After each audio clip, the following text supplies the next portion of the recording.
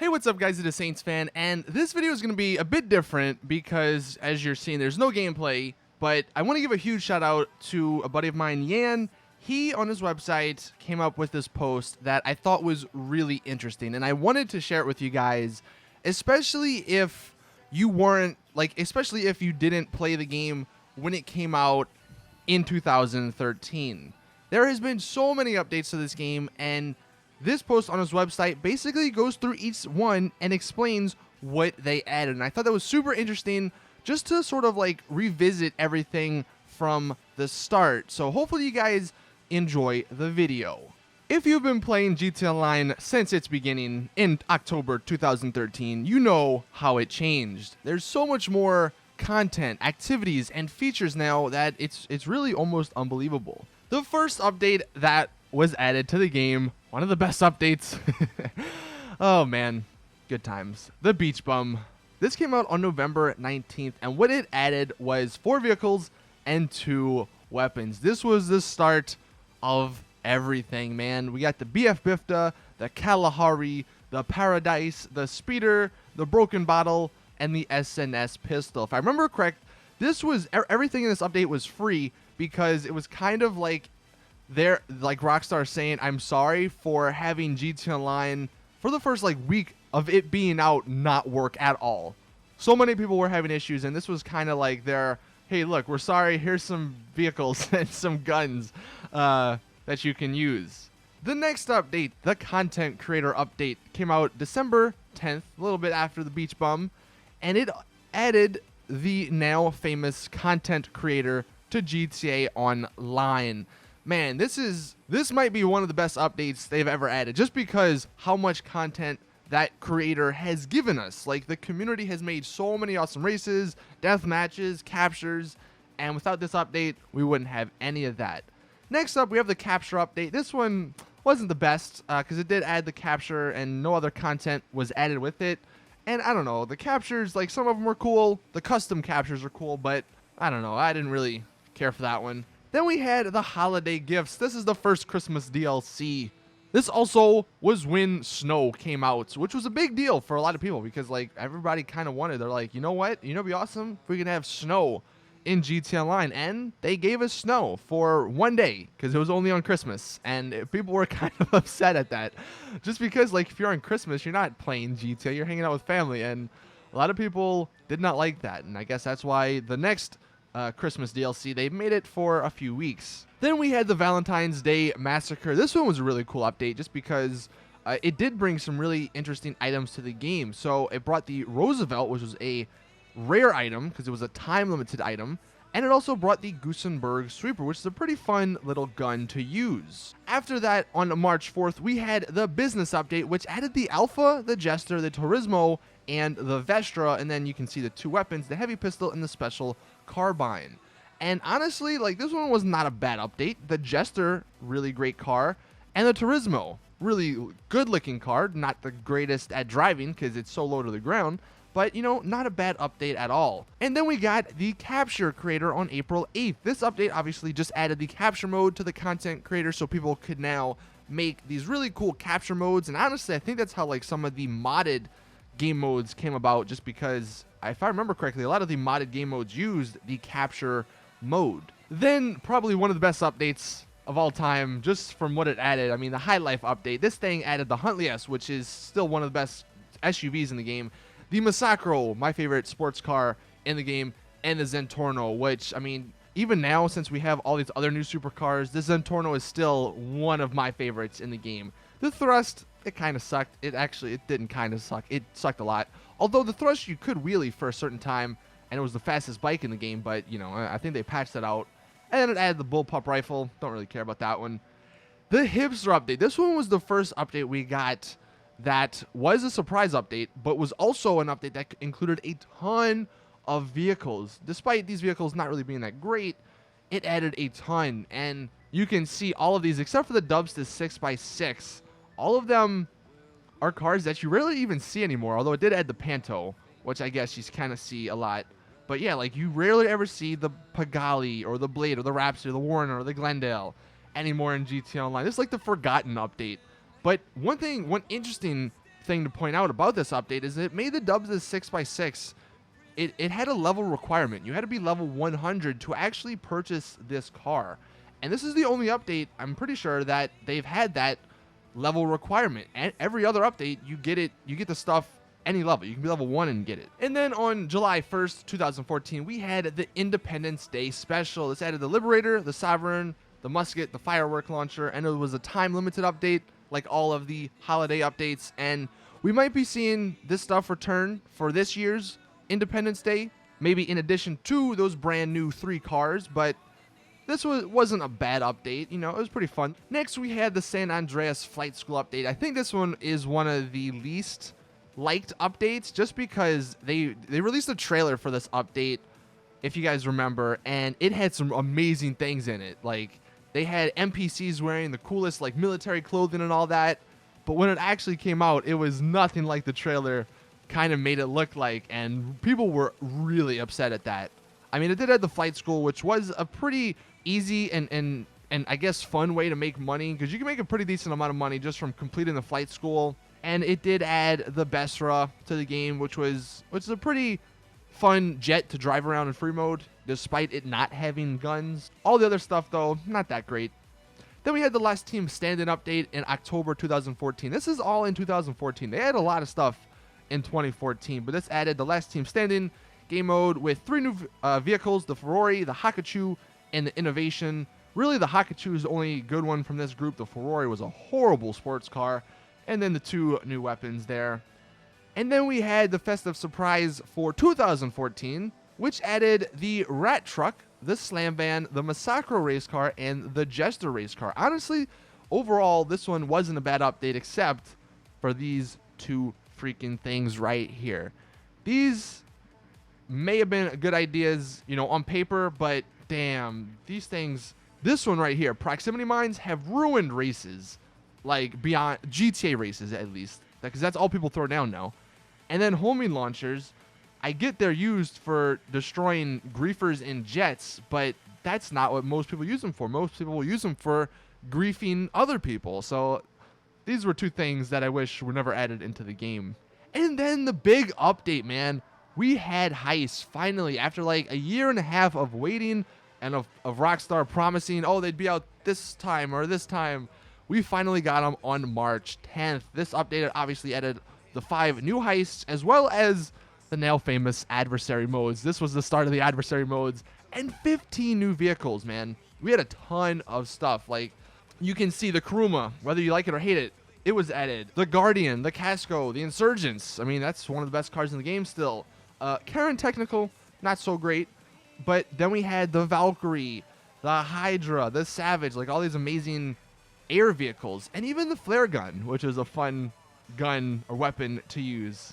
After that, though, we're going to move into the ill-gotten gains. This is kind of when 2015 is kind of when the DLCs started to go a little bit crazier. They did add a lot more features, but they also became a lot more expensive. Pretty much all these updates in 2014 were relatively inexpensive. Like even the High Life update, the Massacre and the Zentorno, I think the Massacre was only like $300-something, and it's one of the best sports cars, or the best sports car.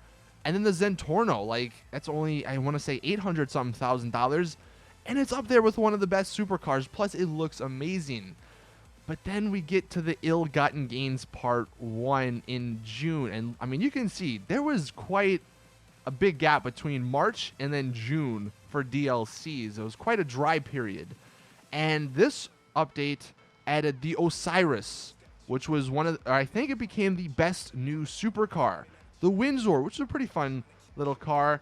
And then the infamous Gold Luxor and Gold Swift, the $5 and $10 million Pegasus vehicles. A lot of controversy surrounding them, but the biggest, I guess, amount of controversy was around the Osiris when the Ill-Gotten Gains Part 2 came out, because this car was almost $2 million, I want to say. And the reason it got so much controversy was because the Ill-Gotten Gains Part 2, which came out just a month later, it added the T20, which basically made the Osiris useless. The T20 was now better, it looked better, but unfortunately it cost like $2.2 million, which is a little bit more than the Osiris. And many people who spent that $2 million on the Osiris, because there was such a long wait and people thought that this supercar would be like the one that they would add for the next like 4 or 5 months.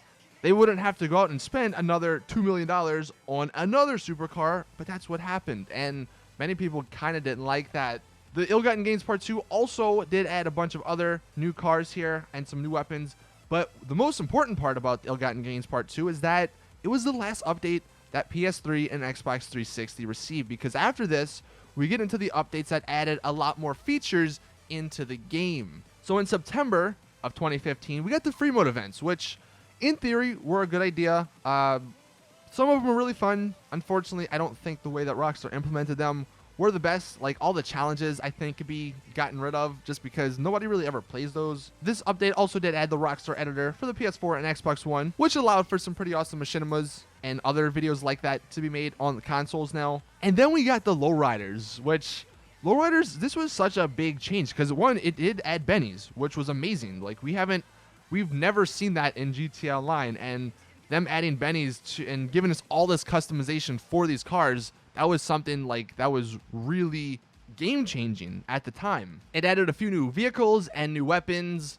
but for the most part, this update was really well received because it also added hydraulics, which was something that people wanted for a long time.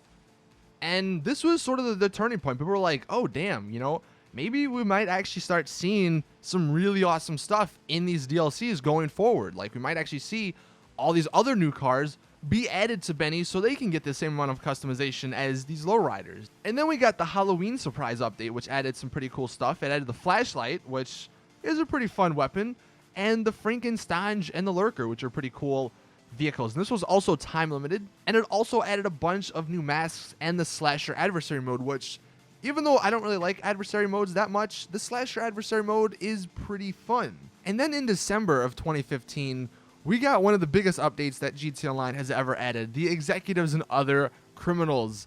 This is one of the best updates to the game, in my opinion. I mean, yachts, the VIP system, new free mode events and challenges, stilt houses, whether or not you like them, at least they kind of listened. 11 new vehicles, that's crazy. Even though some of them aren't that useful, like, this update added so much to the game. The VIP system is still one of my favorite systems in the game, or features in the game.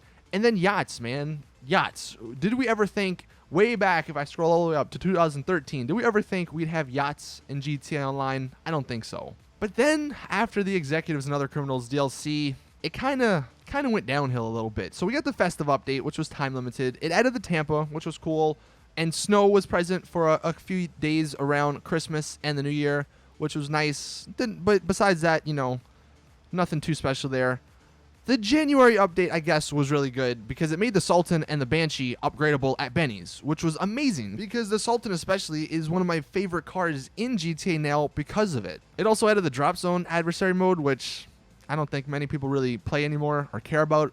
But I guess after this is when it kind of started to go downhill. So we had the Be My Valentine's Day DLC, which wasn't that great. It added the Roosevelt Valor to the game, which, I mean, it was basically the exact same as the other Roosevelt, but it costs more, so I didn't really care for it that much. And they only really added a few new clothing options to the game, so this update wasn't the greatest. And then it had the Lowrider update, man. Like, you can see, from March to June, all we had was Lowriders. And this is going back to the Lowriders Part 1. This was an amazing update by itself. But then when they started to release all of these other Lowriders to the game, that's kind of when people were getting upset. They were like, you know, I guess we were wrong in thinking that all these updates would be amazing, because they added the Lowriders and then the Executives and Other Criminals and then the Sultan and the Banshee. But then they went back to Lowriders and they had like 6 new Lowriders over the course of these like 3 or 2 months that it expanded over. And I mean, it also added the Sumo adversary mode, which I guess is kind of fun. The double barrel shotgun and the combat rifle, not bad weapons. But the fact that it literally just added these cars, like we had the minivan. Who wants a minivan? If anything, this update shouldn't have been called the Lowriders Custom Classics. It should have been called something else and just added other cars, like actual good cars, to Benny's instead of cars like the minivan or something. Because the cars we did get, like the Faction Donk is pretty cool, even though I know people hate on it. The Sabre Turbo Custom is a pretty cool car, but all the other ones were kind of useless. And I would have much rather, like, maybe off-road cars coming, or more Sultan / Banshee type of cars, like more sports cars. And this was kind of the update when everybody just sort of gave up on GTA Online. And then that brings us to the last update that was added, the Further Adventures in Finance and Felony. And as you can see, like I mentioned, from March to June, we had to wait for this update, but it was a freaking gigantic update. It just expanded on the Executives and Other Criminals update. It added a CEO feature with all the offices. I mean, you guys already know the warehouses, that whole system. Some amazing new cars, including the 3 unreleased ones, which are going to be coming to the game sometime soon.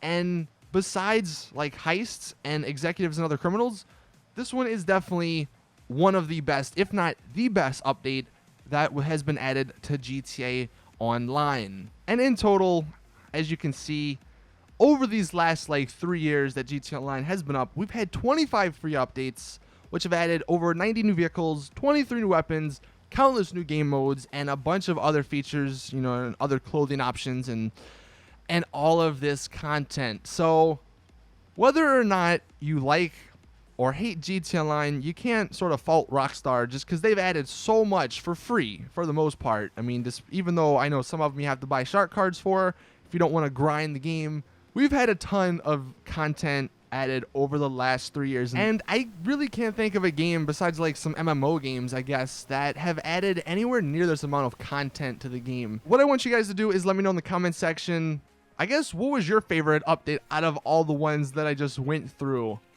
And also, when did you start playing the game? For me, obviously, I played it like right the first day it came out, October 17th or 1st. What was it? I don't remember the exact date, but whenever the first day GTA Online was available, that's when I started playing. But I'm interested to hear like what time or what period did you guys start playing this game at? Anyway, that is it with the video. Hopefully you guys did enjoy. Again, go check out Yan's website. Go follow me on Twitter. I will leave all his links in the description. See you guys in the next one, though. Drop a like, subscribe, all that stuff. As always, it's your boy Saintsfan. I'm out. Peace.